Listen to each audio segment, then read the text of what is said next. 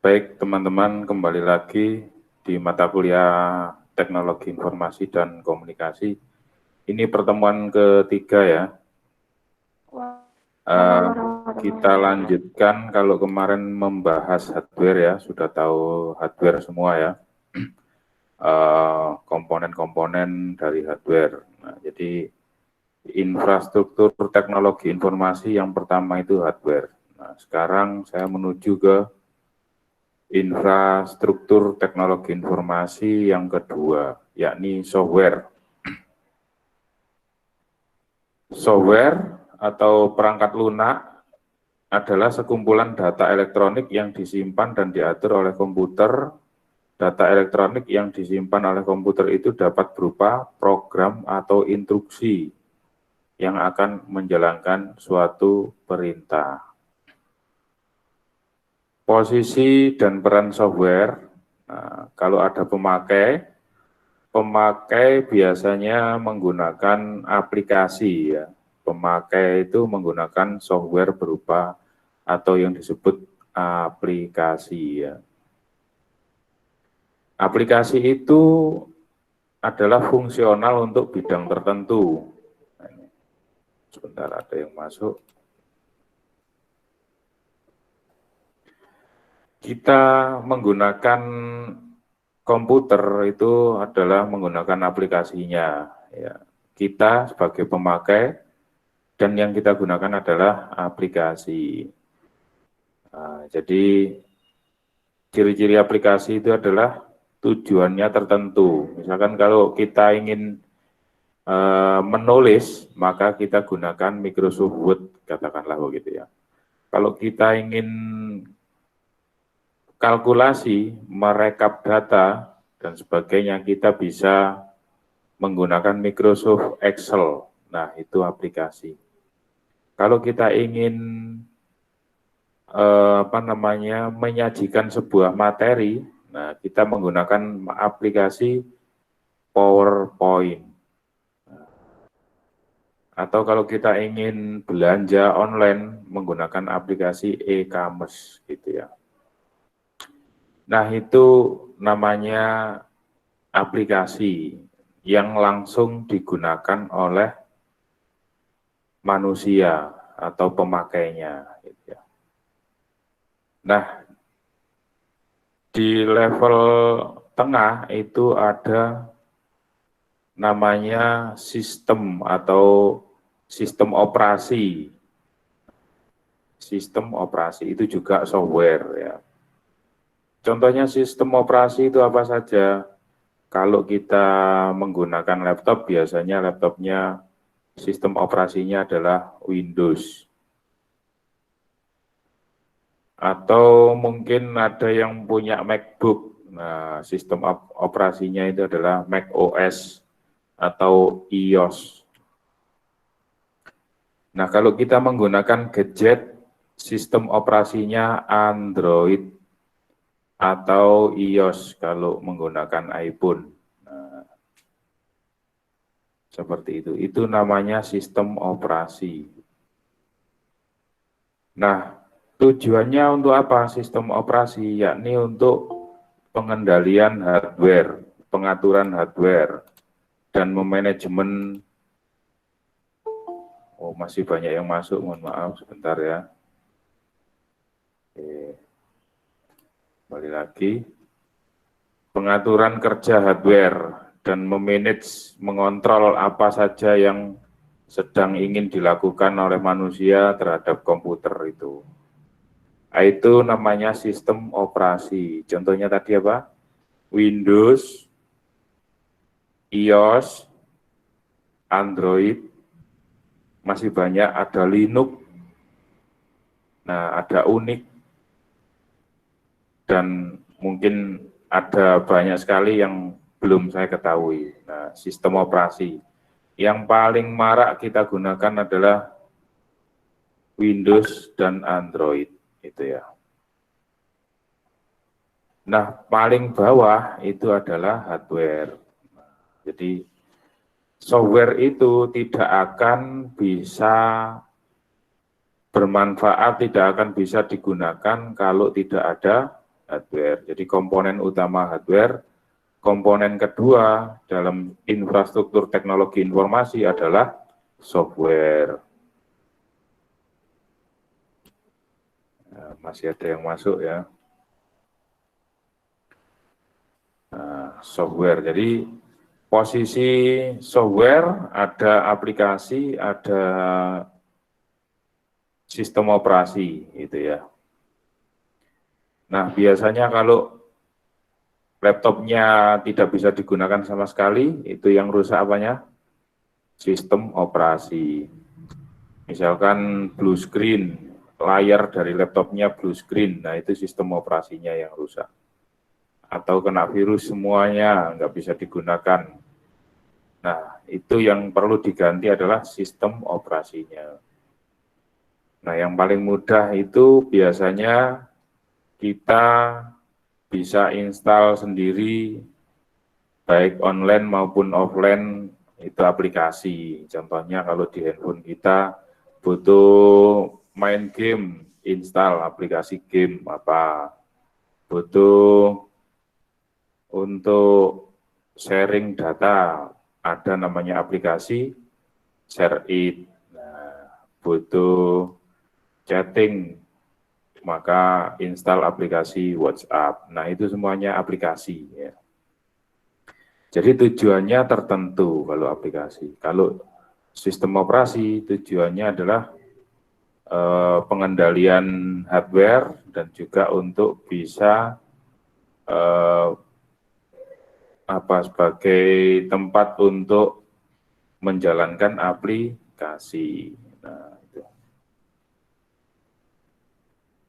Nah, oke itu ya software. Nah, sedikit tentang sejarah perkembangan software ya. Berdasarkan perkembangan perangkat lunak sampai dengan sekarang dibagi menjadi beberapa era, yakni era pemula, pioner. Bentuk perangkat lunak pada awalnya adalah sambungan kabel ke antar bagian dalam komputer. Pada era ini perangkat lunak merupakan satu kesatuan dengan perangkat kerasnya. Itu zaman dulu ya, jadi perangkat lunak yang pernah saya tunjukin itu yang besar sebesar almari gitu ya di sebuah ruangan. Itu perangkat lunaknya ya jadi satu, nggak bisa seperti sekarang itu dengan perangkat kerasnya. Jadi intinya perangkat lunak itu adalah instruksi sebetulnya ya, sekumpulan instruksi untuk menjalankan perangkat keras. Nah itu saja ya. Dasarannya adalah sekumpulan instruksi untuk menjalankan perangkat keras. Nah, itu adalah perangkat lunak. Nah, zaman dulu nggak kelihatan, artinya langsung dibenamkan di hardware-nya. Kalau zaman sekarang sudah berbasis grafis, perangkat lunak itu begitu nyata di monitor atau di layar yang bisa kita lihat, bisa kita sentuh. Nah, itu ya. Ya sebetulnya kita sendiri tidak bisa nyentuh ya. Sampai kalau nyentuh itu sebetulnya ya nyentuh layar, ya kan? Nyentuh layar. Tapi karena yang disentuh itu bagian perintah dari perangkat lunak, nah kita seolah-olah bisa pegang perangkat lunaknya. Padahal ya yang kita pegang tetap perangkat kerasnya. Terus selanjutnya era stabil. Pada era stabil penggunaan komputer sudah banyak digunakan tidak hanya oleh kalangan peneliti dan akademisi saja, tetapi juga oleh kalangan industri atau perusahaan. Nah, perangkat lunak saat itu sudah digunakan untuk perusahaan-perusahaan. Nah, baik untuk bisnis maupun untuk membuat sebuah mesin-mesin yang alat-alat atau mesin otomatis ya. Nah, teman-teman bisa lihat sekarang, misalkan kalau kepingin tahu bisa buka YouTube bagaimana memproduksi mobil-mobil yang dijual di masyarakat itu semuanya sekarang menggunakan robot ya, menggunakan robot. Baik itu untuk pencetakan, baik itu untuk pengecatan dan sebagainya, kecuali untuk pemasangan kursi, pemasangan mesin di rangka mobil, nah itu nanti manusia. Tapi kalau untuk nyetak bentuk mobilnya, pengecatan itu semuanya robot. Nah, itu robot itu adalah perangkat lunak yang dibenamkan di dalam perangkat keras untuk bisa bekerja sesuai tujuan. Nah, itu waktu itu perusahaan perangkat lunak bermunculan. Ya, maksudnya perusahaan di sini adalah khusus perusahaan yang membangun perangkat lunak untuk tujuan-tujuan komersialisasi. Perangkat lunak mulai bergeser menjadi sebuah produk. Baris-baris perintah perangkat lunak yang dijalankan oleh komputer bukan lagi satu tapi sudah seperti banyak proses yang dilakukan secara serempak, yakni multitasking. Masih ada yang masuk? Pada era ini mulai dikenal sistem basis data. Oke, sebuah perangkat lunak mampu menyelesaikan banyak pengguna multi-user secara cepat, langsung, real-time. Nah, kalau multitasking, ya seperti ini multitasking ya. Nah, kita buka PowerPoint, terus Google Meet, terus Google Classroom ini. Nah, ini namanya multitasking ya. Nah, kalau multi-user itu seperti Siakat, katakanlah ya. Seperti Facebook, nah itu multi-user ya. Jadi satu aplikasi yang login itu jutaan orang ya. Nah itu multi-user namanya. Yang menggunakan jutaan orang. Atau multi-user bisa diartikan masing-masing orang itu punya peran sendiri-sendiri. Contohnya kalau kita Siakat ya, buka Siakat Unibdu, kalau mahasiswa ya bisanya KRS, KHS. Kalau dosen bisanya absensi, terus memberikan nilai, seperti itu. Nah, beda lagi nanti Kaprodi, beda lagi nanti kalau misalkan biro akademik, ya, biro keuangan, itu namanya multi-user. Software sudah bisa seperti itu. Pada era ini mulai dikenal sistem basis data yang memisahkan antara program pemroses dengan data yang diproses. Nah, tahu basis data enggak ya, teman-teman? Belum tahu bentuknya basis data ya? Basis data, saya install enggak ya? Kayaknya enggak punya ini, saya belum install di sini. Iya, belum install. Oke. Era mikro, sejalan dengan semakin luasnya PC dan jaringan komputer di era ini, perangkat lunak juga berkembang untuk memenuhi kebutuhan perorangan. Nah, perangkat lunak dapat dibedakan menjadi perangkat lunak sistem yang bertugas menangani internal dan perangkat lunak aplikasi yang digunakan secara langsung oleh penggunanya untuk keperluan tertentu. Otomatisasi yang ada di dalam perangkat lunak mengarah ke suatu jenis kecerdasan buatan. Nah, kecerdasan buatan itu contohnya seperti apa ya? Ada yang tahu kecerdasan buatan? Nah, ini ada cek COVID. Nah, ini juga perangkat lunak ya, halodoc.com, ini perangkat lunak atau biasa disebut sistem informasi.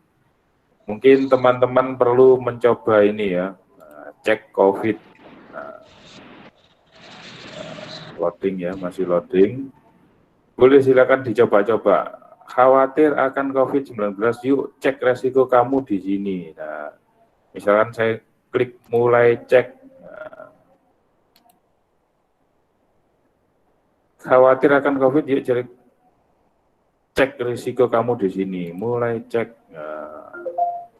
Sedang tidak fit dan khawatir tentang penyakitmu, Halodoc siap membantu kamu cek risiko dengan menjawab pertanyaan di bawah ini. Nah, gitu. Nah, gimana ini? Misalkan apa ya, demam misalkan gitu ya. belum. Wah, keliru saya ini ya. Baliknya mana ya? Coba lagi. Oh, ini mulai cek. Apakah kamu pernah melakukan tes usap tenggorok atau hidung dengan RT-PCR? Tidak pernah, karena memang tidak pernah ya.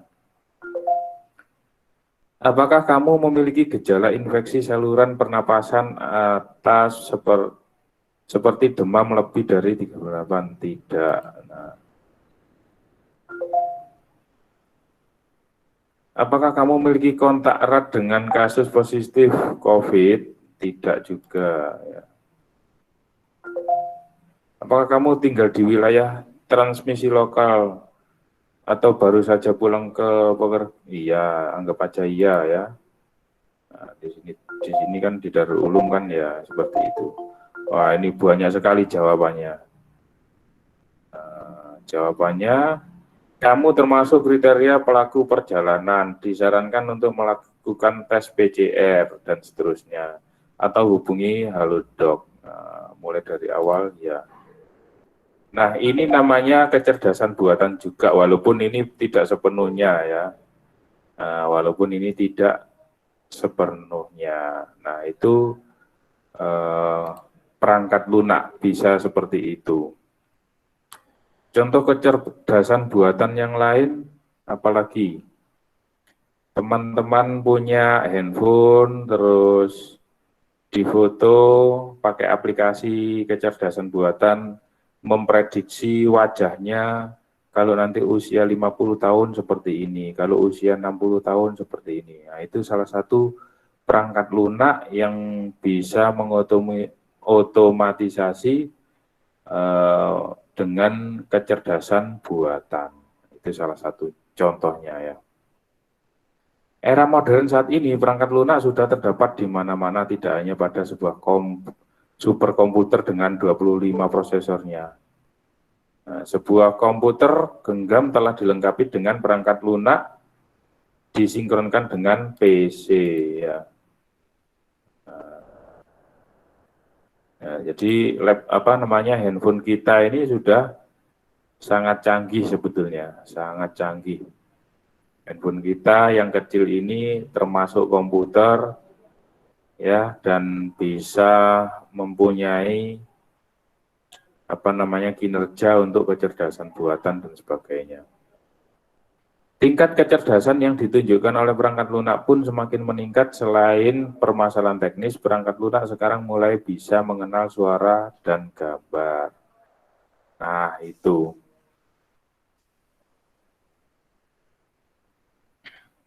Jadi ada misalkan di YouTube itu ya, di YouTube kalau mencari lagu-lagu katakanlah atau dan sebagainya itu sudah lagi tidak menggunakan ketik ya, mesin ketik keyboard, tapi menggunakan suara. Nah, misalkan Upin Ipin gitu langsung muncul video-video yang berkaitan dengan Upin Ipin. Nah, itu salah satu kemampuan teknologi informasi saat ini. Nah, software sistem operasi tadi ya adalah perangkat lunak sistem yang bertugas untuk memberikan abstraksi terhadap kontrol dan manajemen perangkat keras, serta operasi-operasi dasar sistem. Contohnya manajemen proses, manajemen memori, manajemen file, manajemen komunikasi, pengamanan sistem, user interface, device driver. Nah, itu namanya sistem operasi. Jadi kalau saya buka Windows Explorer ini disebut apa? Disebut manajemen file. Nah, ini namanya manajemen file. Jadi ada seperti ini, ada dokumen, musik dan sebagainya. Terus ada manajemen device, nah, kontrol panel, manajemen kontrol. Nah, kontrol panel ini sistem operasi ya. Nah, jadi uninstall program, terus jaringan, terus membuat user baru, ini kontrol panel namanya. Sistem keamanan, firewall, dan sebagainya. Ini kontrol panel. Terus device dan printer contohnya. Nah, device apa saja yang terkoneksi? Device itu juga perangkat ya. Nah, perangkat keras. Nah, ini misalkan ada printer dan sebagainya, mungkin handphone dan sebagainya, USB receiver dan sebagainya, semuanya bisa dibuat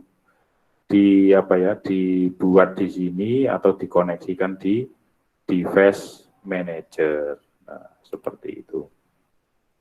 Nah, itu adalah contoh-contoh dari perangkat lunak. Ada yang disebut driver pendukung hardware. Contohnya kalau kita masukin modem atau printer atau sound ke komputer kita, itu butuh namanya software driver, software pendukung. Yang perintahnya adalah software tersebut mengkoneksikan perangkat yang baru ditancapkan dan juga mengoperasikan bagaimana perangkat itu harus bekerja. Contohnya printer, gitu ya. Nah, kalau printer itu tidak ada drivernya, tidak akan bisa mencetak apa yang ada di monitor ini ke kertas. Nah, maka butuh namanya driver pendukung. Terus ada utilitas. Utilitas itu apa? Nah, adalah software yang melakukan fungsi dukungan teknis tertentu. Nah, contohnya antivirus paling mudah ya. Antivirus itu utility ya, kebutuhan ya. Alat-alat yang dibutuhkan untuk laptop yang itu tidak untuk manusia tapi untuk laptopnya, untuk komputernya ya. Jadi utilitas itu bukan untuk manusia. Kalau aplikasi kayak Microsoft Word, PowerPoint itu kan untuk manusia. Tapi kalau antivirus itu melindungi laptop dari virus. Nah, itu kan bukan untuk manusia. Terus arsip, ya arsip itu kayak WinRAR, WinZip itu kan bukan untuk manusia, tapi dia untuk manajemen file di dalam komputer tersebut. Nah, seperti itu. Itu namanya utilitas ya. Jadi ada bedanya dengan aplikasi sebelumnya, aplikasi yang lain yang digunakan untuk manusia. Selanjutnya software aplikasi. Nah, ada bahasa pemrograman. Teman-teman mungkin perlu saya tunjukin ya, semoga saya bisa ini. Nah, misalkan saya buka detik.com ya, misalkan gitu ya. Nah, coba bahasa pemrograman, ini kok bisa tampil bagus begini, ini gimana sih gitu ya. Nah, coba semoga saya nggak lupa, saya cari source-nya, source view source. Nah, ini ya. Kalau saya klik kanan, jadi di browser, ya di browser, itu kalau saya klik kanan, di situ ada view page source. Nah, saya klik ya. Nah, ini bahasa pemrograman.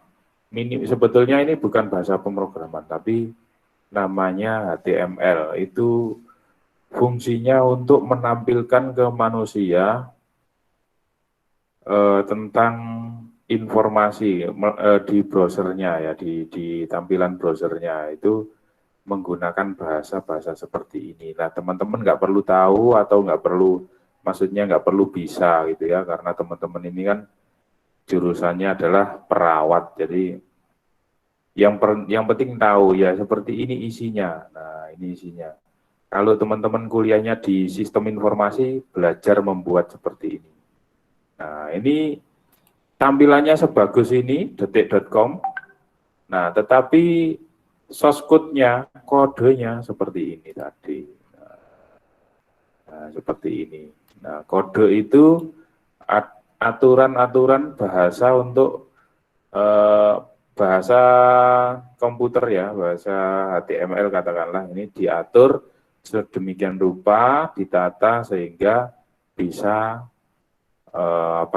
menampilkan isi website ke browser seperti ini.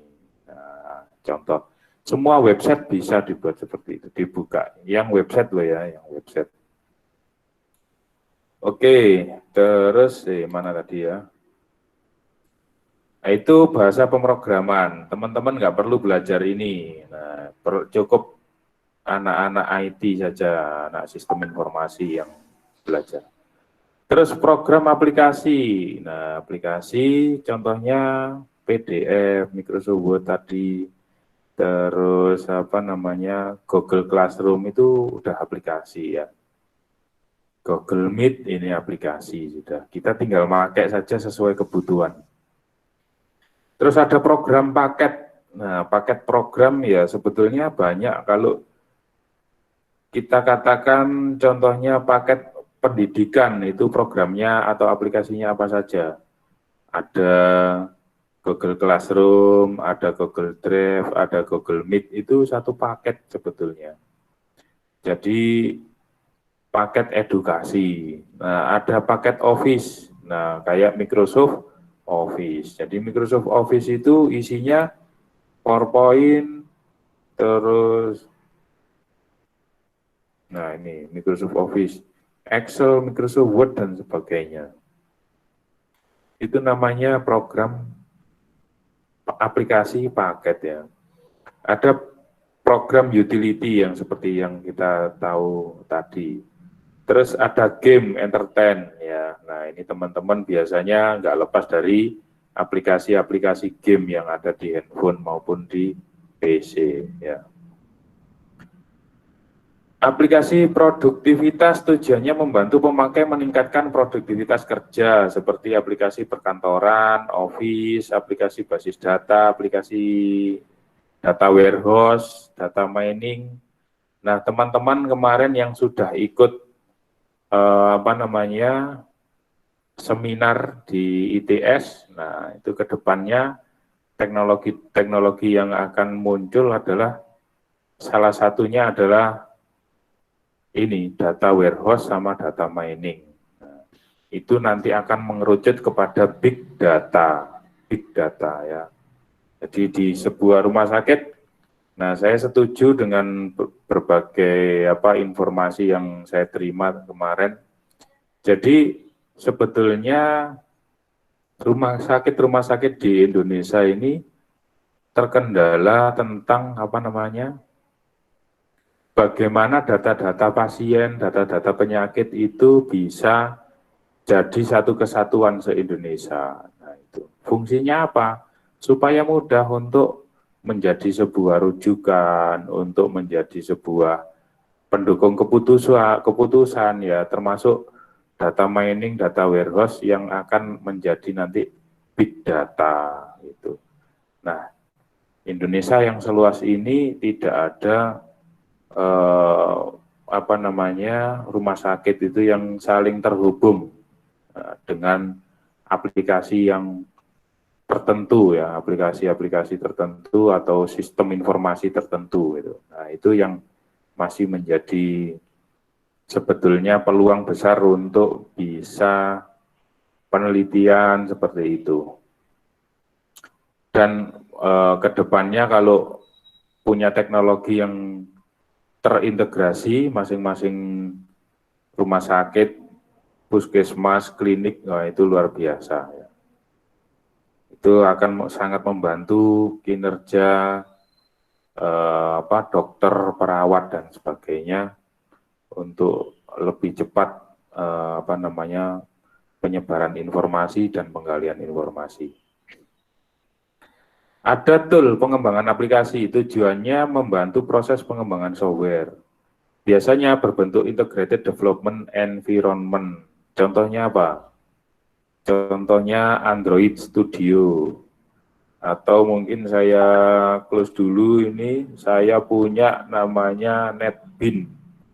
Nah, NetBeans IDE. Nah, ini IDE itu adalah Integrated Development Environment. Jadi lingkungan pengembangan terintegrasi. Maksudnya bagaimana, Pak? Jadi dalam satu aplikasi itu nanti ada misalkan bahasa pemrogramannya, misalkan database-nya, misalkan desainnya itu jadi satu. Nah, desain. Jadi membuat tampilan seperti yang ada di detik.com atau yang lain gitu ya. Nah, ini namanya desain. Terus kode, nah kode seperti ini. Terus database. Nah, itu semuanya ada di namanya IDE. Nah, ini NetBeans IDE contohnya seperti itu ya. Nah, itu namanya juga aplikasi ya. ada compilernya, debugger, dan sebagainya. Itu yang lebih memahami nanti anak-anak sistem informasi. Terus ada aplikasi game. Nah, teman-teman juga sangat senang dengan game, pastinya itu juga aplikasi namanya.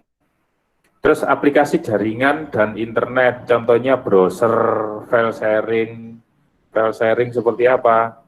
Seperti ShareIt, nah browser, terus ada juga ini FTP, file transfer protokol, mana ya? File transfer protokol, nah FileZilla. Nah, ini semuanya aplikasi yang harus terhubung di internet. Nah, ini FileZilla. Ada FileZilla ini ya, harus terhubung di internet. Nah ini NetBeans. Nah, ini NetBeans. Jadi kalau saya membuat project baru, nah ini harus milih projectnya apa. Nah, kayak gini. Nah, ini namanya NetBeans. Jadi semua bahasa pemrograman, database dan sebagainya ada di sini. Nah, tinggal pakai dan membuat sebuah proyek. Nah, gitu. Ada instant messenger, ada email dan sebagainya. Itu semuanya adalah aplikasi yang terhubung untuk jaringan internet. Terus ada aplikasi multimedia, contohnya media viewer, media player, dan sebagainya. Termasuk YouTube itu aplikasi multimedia. Sangat berperan dalam pendukung konvergensi digital, satu perangkat keras dan dengan berbagai fungsi untuk berbagai keperluan. Oke, sampai di sini ada pertanyaan? Ini sudah kosong ini. Nah, di bawahnya nanti internet, jaringan komputer. Mungkin di sini dulu ada pertanyaan, silakan. Tentang aplikasi.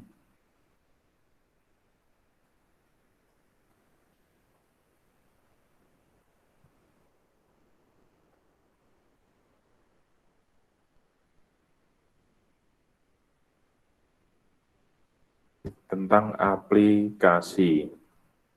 Nggak ada pertanyaan? Baik, kalau nggak ada pertanyaan, saya lanjutkan ke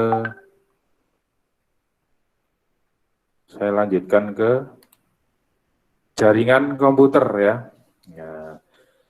Jaringan komputer, yakni hubungan dua simpul umumnya berupa komputer atau lebih yang tujuan utamanya adalah melakukan pertukaran data. Jadi teman-teman bisa terhubung melalui Google Meet ini namanya jaringan komputer. Ya.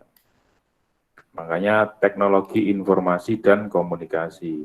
Ada yang tanya, monggo. Tanya apa? Silakan tanya apa ini.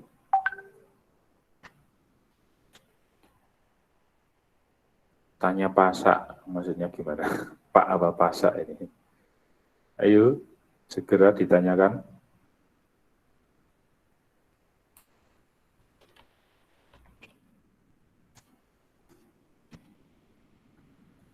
Yuk.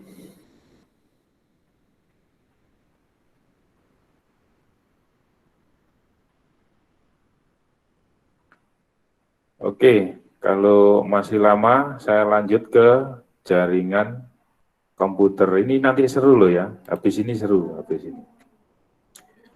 Keuntungannya apa dengan jaringan komputer, yakni penggunaan data atau aplikasi dan peralatan secara bersama-sama, namanya sharing ya. Teman-teman kalau ngirim data atau file pakai ShareIt saja gitu ya. Nah, itu namanya aplikasinya adalah untuk jaringan komputer. Terus apalagi pakai WhatsApp bisa. Nah, itu juga karena jaringan komputer ya. Nah, kirim data. Terus kok di sini dibilang bisa menggunakan printer bersama-sama, Pak? Bisa ya. Jadi misalkan komputer Anda terhubung dengan jaringan komputer di saya, Saya bisa ngeprint ke komputer Anda, bisa. Ngeprint langsung bisa. Menggunakan DVD bisa. Ambil data-data yang ada di komputer sampean bisa. Itu karena apa? Penggunaan jaringan komputer. Akses ke jaringan menggunakan password dan pengaturan hak untuk data rahasia. Nah, pentingnya untuk apa namanya? Di password ya. Komputer itu harus di password dan sebagainya. Itu supaya apa? Supaya tidak mudah untuk orang lain mengambil data di komputer kita atau menggunakannya di komputer kita itu. Nah, itu ya pentingnya password ya. Komunikasi antar user, penggunaan email atau LAN conference. Nah, sebelum adanya telekonferensi seperti ini itu sebetulnya sudah ada yang offline ya, yang jelas pakai local area network itu sudah ada zaman dulu, sudah sering saya gunakan. Dari zaman dulu 10 tahun yang lalu lah, atau mungkin 15 tahun yang lalu itu sudah ada. Cuman yang menggunakan internet itu baru populer ya sekarang ini. Manajemen data yang tersentralisasi oleh seorang supervisor atau administrator. Contohnya kayak siakat kita, ini semuanya ada di dalam satu komputer namanya server. Nah, itu ya. Data yang selalu up to date, nah itu dengan jaringan komputer. Sistem keamanan data yang terjamin, data umum dapat dipakai bersama-sama, data rahasia diproteksi, akses ditentukan oleh administrator. Nah, jadi maksudnya begini, dengan adanya jaringan komputer dan sistem operasi yang multi-user, maka keamanannya terjamin. Jadi misalkan kayak siakat itu mahasiswa hanya bisa mengelola data KRS. Nah, dosen hanya bisa mengelola data nilai tugas, nilai absensi, presensi, dan nilai ujian. Lalu BAA bisa mengelola apa? Semua user. Terus Kaprodi bisa mengelola apa? Mata kuliah dan penjadwalan. Nah, seperti itu namanya sistem keamanan data yang terjamin. Jadi nggak mungkin mahasiswa itu jadi dosen. Nah, itu disiakat ya maksudnya ya, disiakat. Oke, jaringan itu tergantung letak geografisnya. Kalau hanya seunibdu namanya local area network. Kalau satu kabupaten kayak kecamatan itu, kecamatan-kecamatan terhubung dalam satu apa namanya jaringan itu namanya metropolitan area network. Nah, kalau satu negara bisa dikatakan wide area network atau satu provinsi. Nah, itu ya. Nah, itu jaringan ya. Komponen pembentuk jaringan ada komputer, ada media transmisi, ada network interface, ada card connector, ada software jaringan, ada software aplikasi, ada media penyimpanan data. Nah, network interface itu contohnya seperti apa? Saya tunjukin ya, ini ya. Nah, kayak ini. Nah, termasuk ini juga ya. Nah, wireless network properties. Nah, jadi di sini ada apa settingan-settingan. Kalau sebetulnya kalau yang local area network itu lebih detail lagi ya. Nah, setiap jaringan itu bisa kita lihat propertiesnya.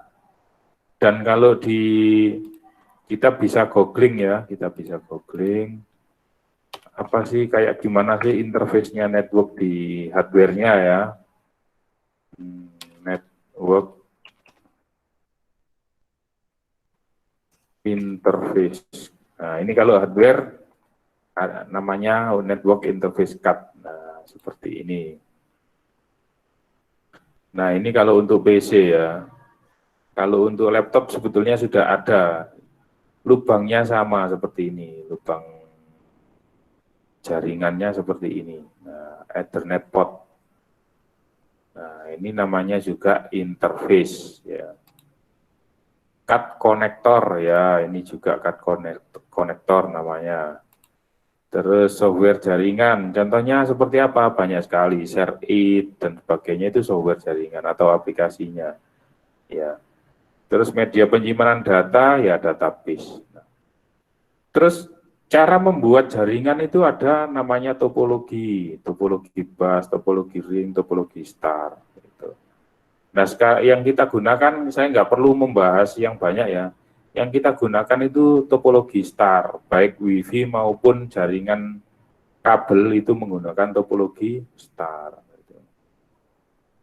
Terus yang nirkabel, jaringan nirkabel adalah teknologi pentransferan data dari satu titik ke titik yang lain, bisa itu antar komputer dengan komputer atau HP dengan komputer atau HP dengan jaringan seluler dan sebagainya. Itu teknologi nirkabel, contohnya WiFi, satelit, Bluetooth, infrared, itu jaringan komputer juga ya. Seperti itu. Nah, sekarang internet ya. Oke, saya lihat dulu nanti pertanyaannya apa. Ini semakin seru sebetulnya nih. Pertanyaannya, potensi kebocoran data ponsel dari aplikasi itu gimana nih Pak? Oke, kebocoran data potensinya. Sebetulnya kita tidak pernah merasakan ya karena kita bukan orang penting ya. Jadi yang orang penting itu seperti apa? Contohnya kayak presiden, terus mungkin jenderal ya, mungkin menteri dan sebagainya, atau tokoh-tokoh politik itu orang penting.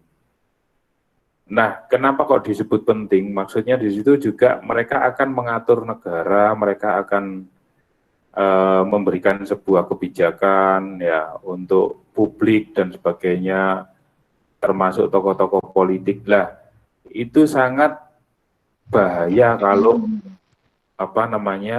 handphonenya, terus alat-alat komunikasinya, laptopnya itu tidak dibekali dengan kemampuan keamanan data yang lebih baik. Itu bahaya.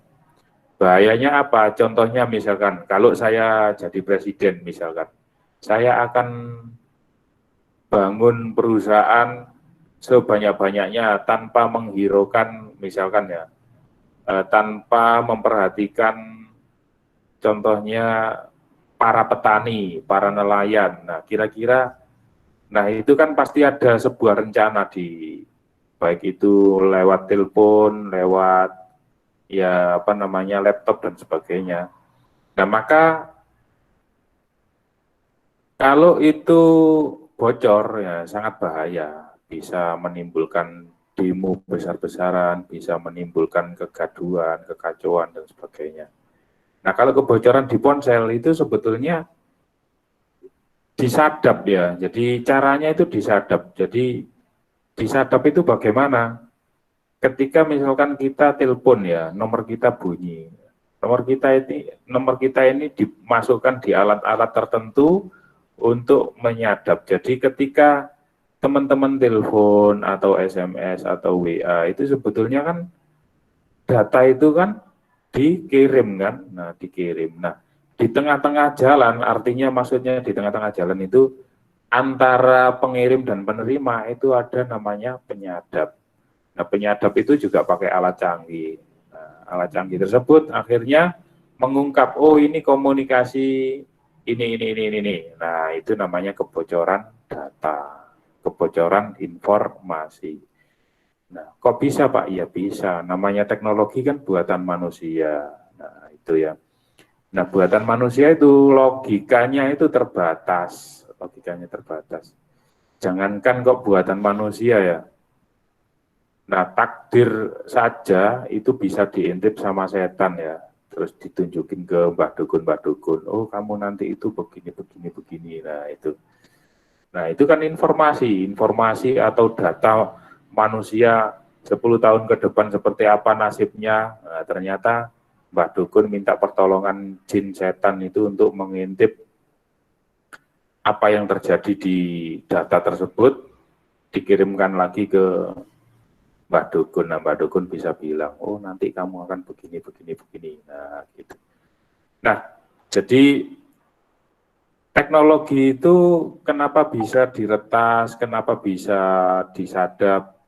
Ya karena teknologi itu logika manusia, produk dari logika manusia, dan logika manusia itu juga sangat terbatas, terbatas pada berpikir, terbatas pada alat-alat yang digunakan, sehingga itu masih bisa dipecahkan. Nah, seperti itu. Oke, kalau ada pertanyaan lagi, silakan diketik. Kita lanjutkan ke internet ya. Nah, ini yang terpenting. Nah, sejauh mana kita mengetahui internet sampai sekarang ini ya. Secara harfiah, internet itu adalah interconnected network, itu sebetulnya ya. Jadi internet itu sebuah singkatan ya, dari interconnected network. Ya. Jadi jaringan yang saling terhubung, nah gitu ya, jaringan yang saling terhubung. Nah, itu internet. Ialah sistem global dari seluruh jaringan komputer yang saling terhubung menggunakan standar Internet Protocol Suite. Namanya TCP/IP. Ya, tadi itu yang bisa kita lihat tadi ya. Nah, ada di sini sebetulnya ya.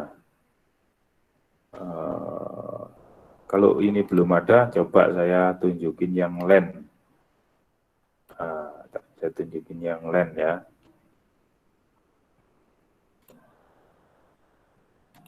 Yang mana ya ini ya? Ini. Nah, properties. Nah, ini ada Internet Protocol versi 6 TCP IP v6. Nah, atau yang di bawah ini versi 4. Lah, di jaringan kita, lah ini tercentang semua ya, tercawang semua. Ini menunjukkan bahwa ini bekerja gitu. Ini semuanya bekerja. Bekerja untuk bisa mengakses internet. Nah, gitu ya. TCP IP Transmission Control Protocol atau Internet Protocol. Untuk melayani miliaran pengguna di seluruh dunia, media koneksi yang digunakan bisa melalui sambungan telepon, serat optik atau fiber optik, kabel koaksial, satelit, wireless dan sebagainya ya. Nah, seperti itu. Ketika terhubung dengan internet, kita dapat melakukan beberapa hal, misalnya pengiriman email, chatting, ya, terus video conference lah sekarang ya. Nah, ada FTP tadi sudah saya buka, WWW sudah saya buka, ya, dan sebagainya, itu dengan internet ya. Nah, awal mula internet itu tahun 1969. Ada namanya Departemen Pertahanan DoD Amerika Serikat mendanai sebuah proyek namanya Defense Advanced Research Project Agency ARPA atau DARPA gitu ya. Penelitian ini bertujuan untuk membangun jaringan komputer berskala nasional Amerika. Nah, gunanya apa? Untuk militer Amerika sebetulnya ya. Nah, karena sudah bisa komersialisasi sampai sekarang sudah jadi publik ya. Selama tahun 1960-an sampai 1970-an teknologi jaringan komputer semakin berkembang pesat dan maju. Ada local area network, ada wide area network dan sebagainya tadi. Nah, sekarang yang terpenting ini, Mas, Mbak, domain. Apa itu domain? Contohnya Unibdu ACID ya. jombangkap.go.id, halodoc.com, bukalapak.com, tokopedia.com, dan sebagainya. Nah, itu namanya domain. Domain itu apa?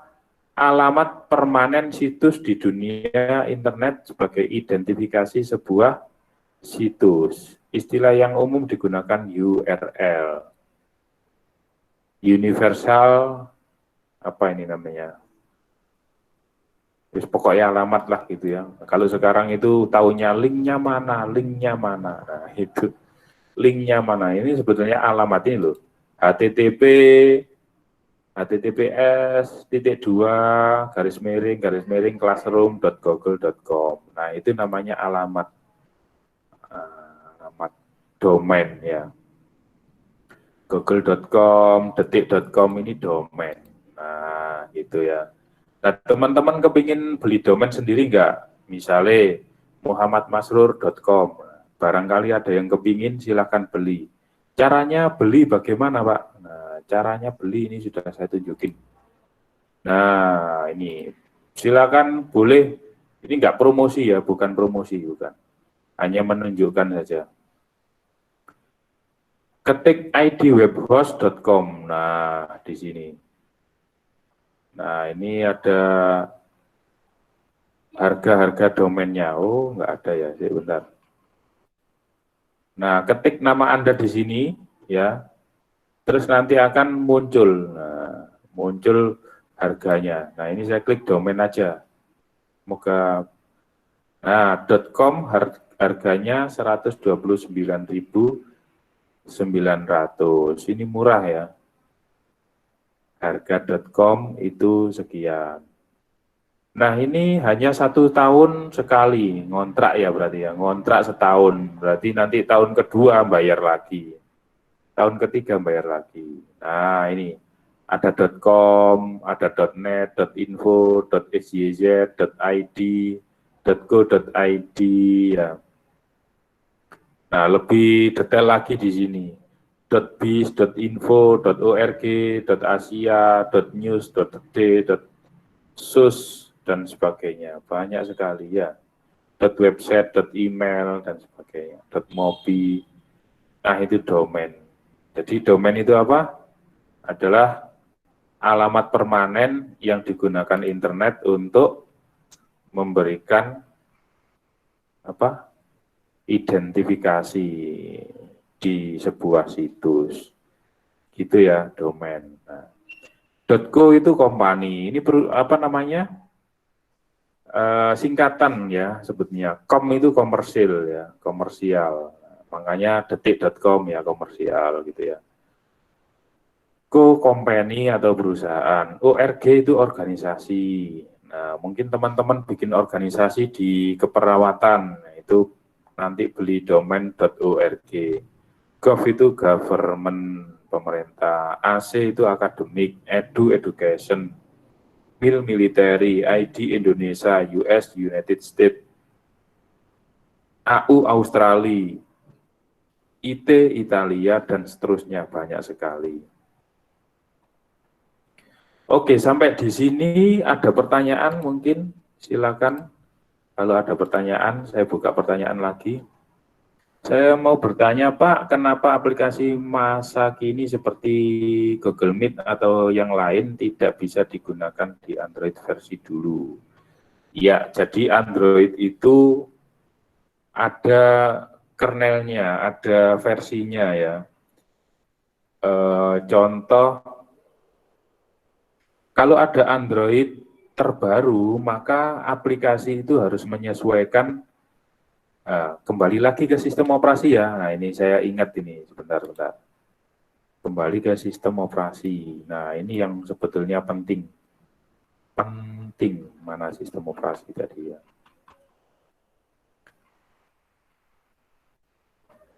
Nah, di sini ya layarnya ya, layar. Yang perlu kita pahami bahwa hardware itu punya spesifikasi kan. Semakin tahun semakin canggih, semakin besar kapasitasnya, katakanlah begitu ya.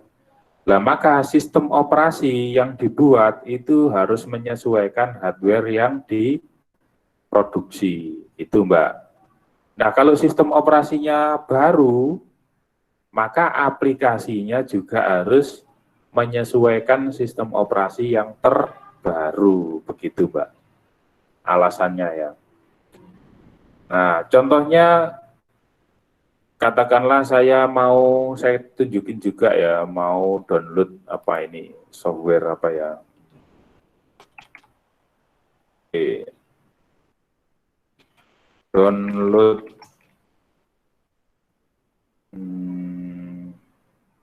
aktif presenter katakanlah ya, Mbak. Nah, ketika saya buka ini, nah ini ada persyaratan, Mbak. Nah, syarat ya. Aktif presenter 8.0.2 ini artinya versi dari aplikasi yang akan saya install. Itu dia membutuhkan Windows 10, Windows 8.1, Windows 8, Windows 7. Dan bisa bekerja di prosesor dengan 64 bit. Nah, gitu, Mbak. September 14, 2020 rilisnya. Berarti kalau yang komputer saya, prosesor Core i7 dengan misalkan 32 bit, maka nggak bisa, Mbak. Nah, ini contoh ya, contoh. Jadi aplikasi itu akan menyesuaikan, aplikasi diupdate itu akan menyesuaikan software yang terbaru atau sistem operasi yang terbaru. Nah, sistem operasi yang terbaru itu menyesuaikan hardware yang terbaru. Nah, maka kira-kira kalau komputer saya lama, yang bisa yang mana? Ya ini, Active Presenter 6.1.6. Ini versinya ya, yang di atas 8.2, yang di bawah, paling bawah sendiri 6.1.6. Itu bisa berjalan di sistem operasi Windows XP, Vista, Windows 7, Windows 8. Windows 10 juga bisa, tapi yang 32 bit. Nah, yang 64 bit ini saya yakinnya masih nggak bisa. Gitu. Nah, ini versi bergantung pada sistem operasi, Mbak. Nah, versi aplikasi yang terbaru bergantung pada sistem operasinya. Nah, sistem operasi bergantung pada hardware yang terbaru.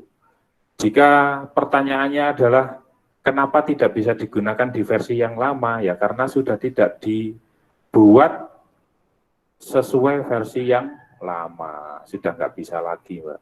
Ya, jadi sama halnya yang ada di atas ini. Di sini versi 82, aplikasi Active Presenter versi 82, itu tidak ada di sini Windows-nya itu Windows Vista, Windows XP nggak ada, Mbak.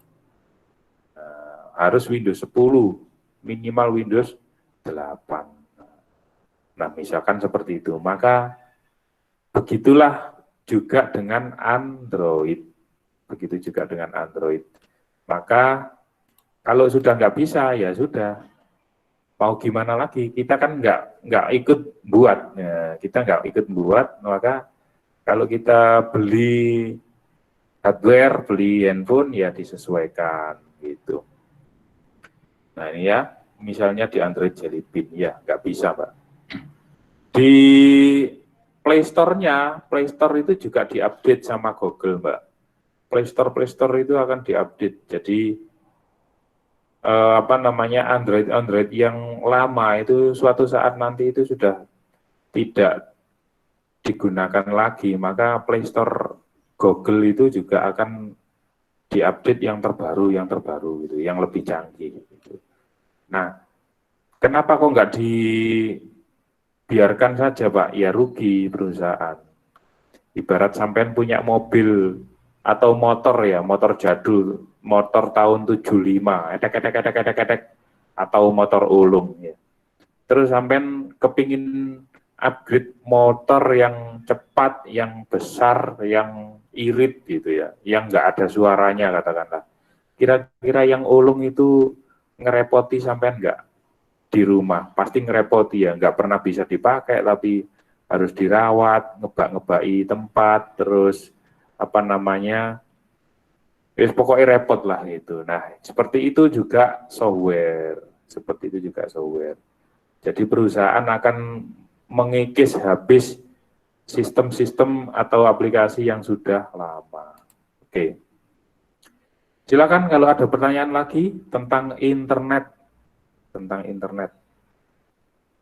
Nah, jadi kalau kepingin buat domain, nama domainnya sendiri, silakan ke ID Web Host. Bisa juga jagoanhosting.com ya. Bisa juga Domainesia, domainesia.com. Ini saya tunjukin saja, saya tidak ngajari nanti seperti apa ya, karena teman-teman ini adalah basicnya kesehatan, nggak perlu secara teknis harus bisa ini. Cuman kalau kepingin boleh belinya di sini gitu ya, Domainesia gitu. Nah ini Domainesia, jagoan hosting ya.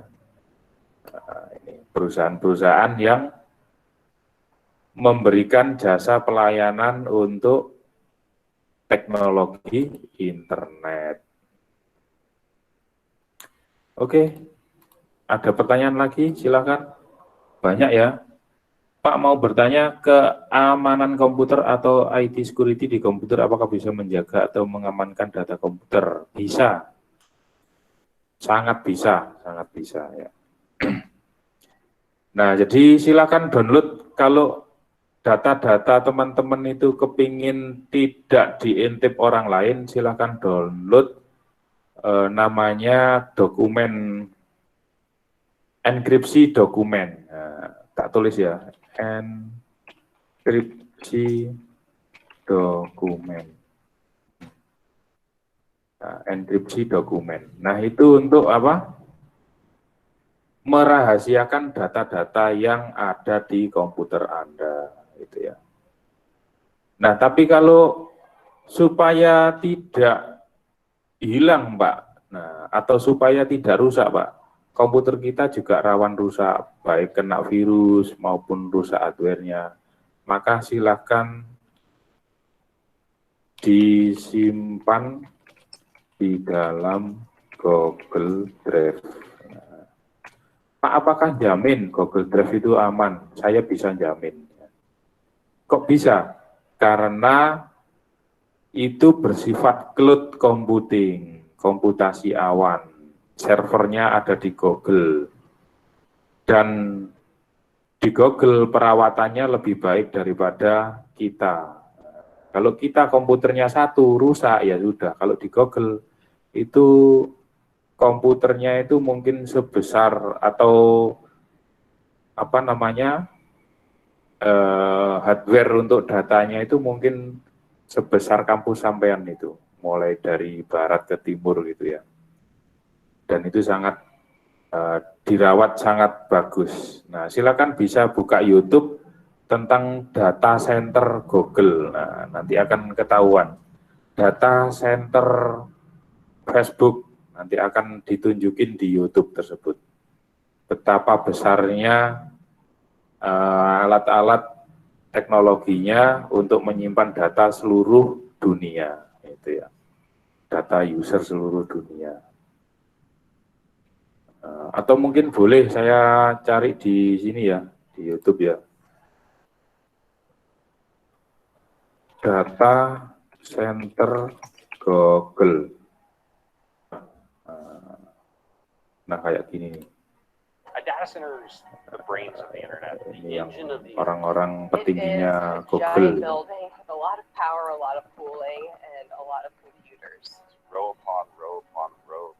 Nah, kayak gini. Nah, maka kalau teman-teman ingin menyimpan data, gambar, video, silakan ke Google Drive. Silakan ke Google Drive.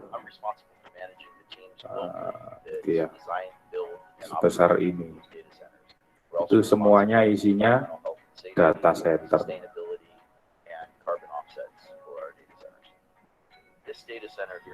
Kampus kita nggak punya ya. Kita masih menggunakan jasa jagoan hosting untuk menyimpan data siakat kita. Ya. Nah, kalau di kantor Google itu seperti itu, nyantai. Ya. Senyaman mungkin, kerja itu senyaman mungkin. Nah, itu ya, itu ya saya stop dulu. Salah satu apa namanya contoh. Nah, silakan nanti ketik data center Facebook seperti apa gitu ya. Silakan kalau ada yang tanya lagi.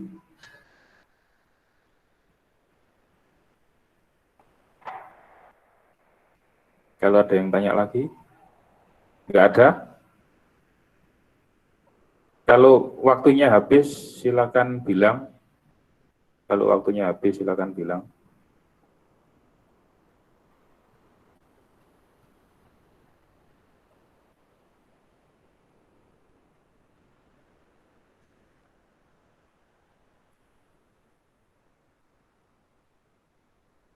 Ya, bagaimana? Halo?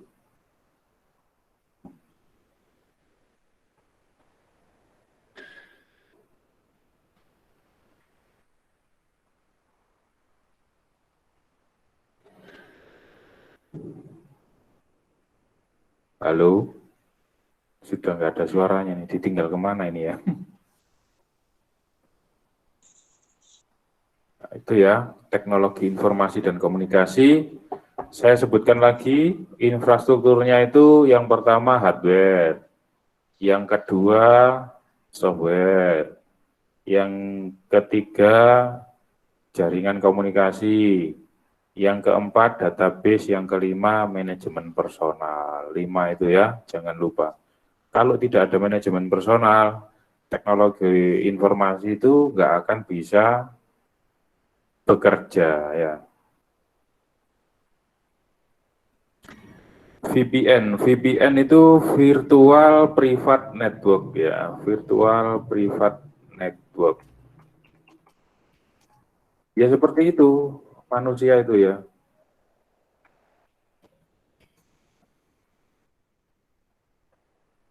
Nah, virtual private network. Contohnya begini, kenapa orang-orang itu suka lewat jalur tol daripada lewat jalur umum, jalur umum. Nah itu jawaban saya, kenapa harus menggunakan VPN? VPN itu ya ibaratnya jalur tol. Pasti bayar, masuk jalur tol itu pasti bayar. Artinya lebih mahal daripada internet biasanya seperti ini. Nah kenapa Pak kok lewat situ? Yang pertama aman, yang kedua cepat ya. Aman dari apa? Aman dari macet, ya kan? Aman dari macet, terus apa namanya yang kedua macet lagi. Cepat, mohon maaf ya, cepat. Nah, sekarang sini Jakarta bisa ditempuh hanya 9 jam ya. Sini Semarang ditempuh hanya 3 jam, sini Surabaya ditempuh hanya 1 jam itu ya. Nah, gitu-gitu. Jadi ada keamanan, ada kecepatan, ada privasi. Nah, itu jalur VPN. Jadi jalur khusus ya. Oke. Saya ingin bertanya Pak, seberapa emohkah antivirus dalam mengatasi malware Pak? Soalnya banyak yang beredar berita di dunia maya bahwa ada antivirus yang malah membuat PC kita tidak optimal. Ya, betul.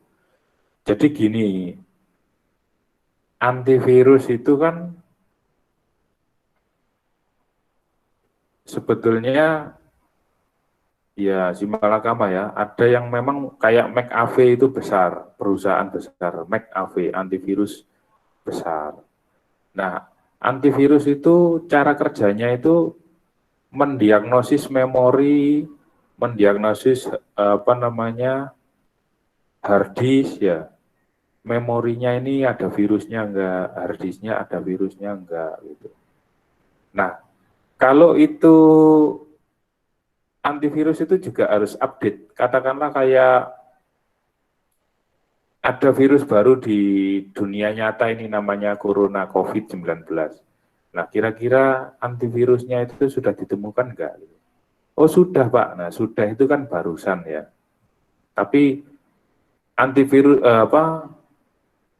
COVID itu muncul itu belum ada antivirusnya. Nah, jadi antivirus yang bagus itu adalah antivirus yang up to date, yang sudah dibuat sesuai dengan virus yang sedang mewabah. Nah, itu antivirus yang up to date. Tapi kalau ada yang membuat PC itu lemot, ya itu karena antivirus itu menggerogoti memori, memakan memori banyak.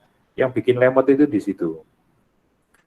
Memorinya di-scan terus, terus prosesornya, harddisknya, sehingga itu membuat lemot.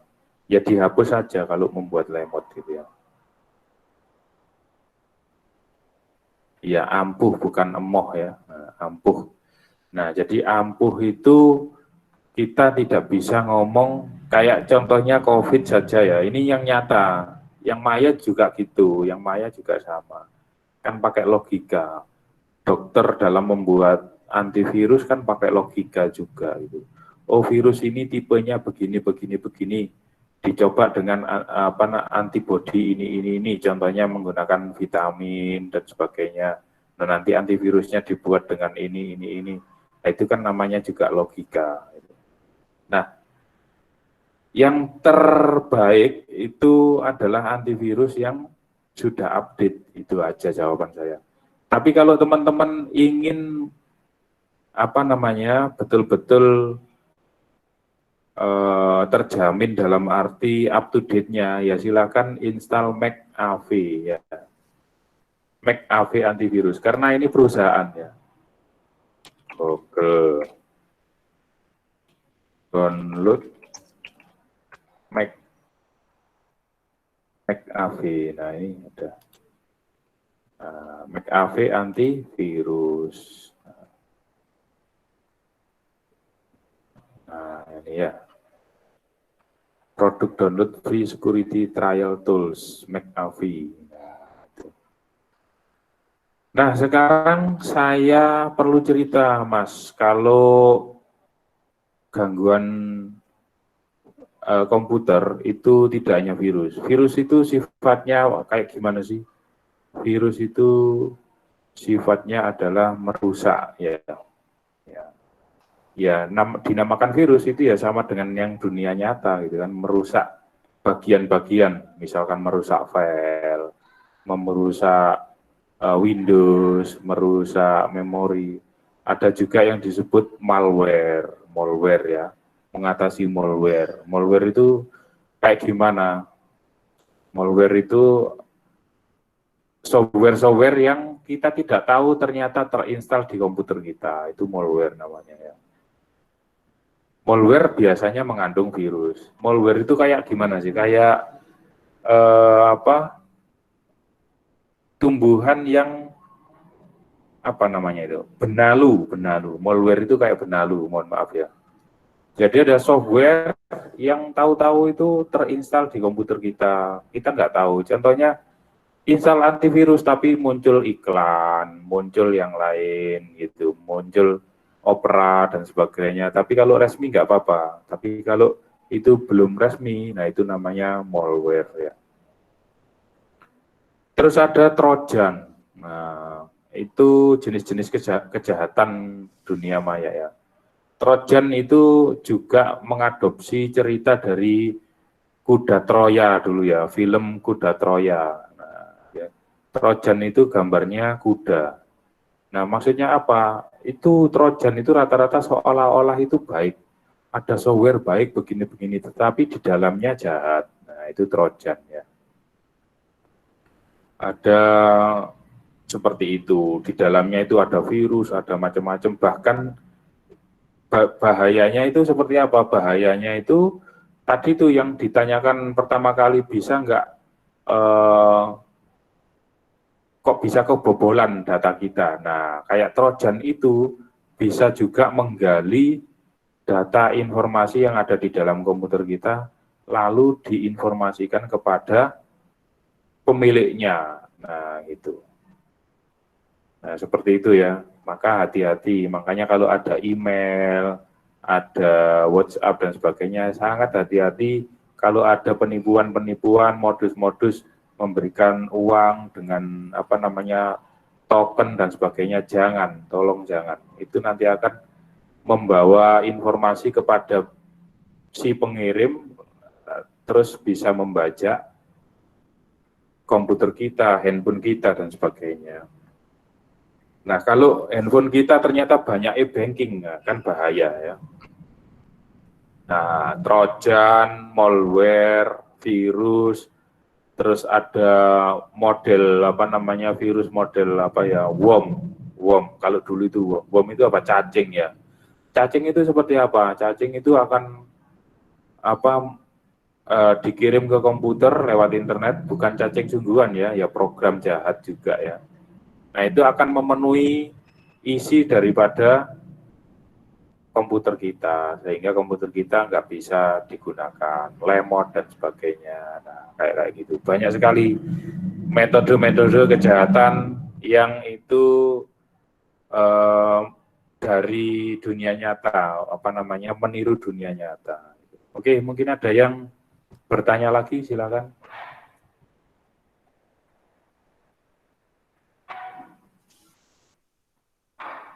Barangkali ada yang tanya lagi, monggo.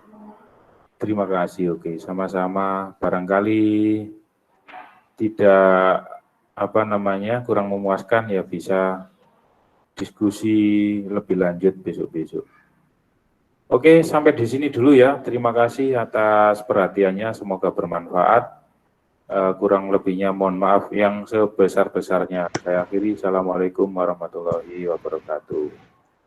Waalaikumsalam Waalaikumsalam warahmatullahi warahmatullahi wabarakatuh. wabarakatuh.